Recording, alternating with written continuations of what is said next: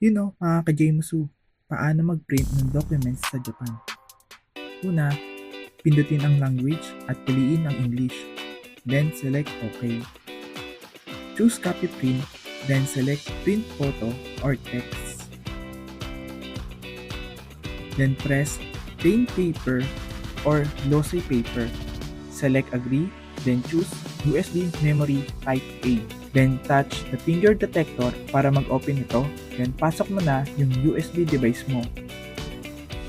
Then select your file. Make sure lang na naka-PDF file format ito or naka.docs file ito. And remove your USB device. Select next. Select next. Choose if colored or black and white. Then choose the paper size. Then press next and OK.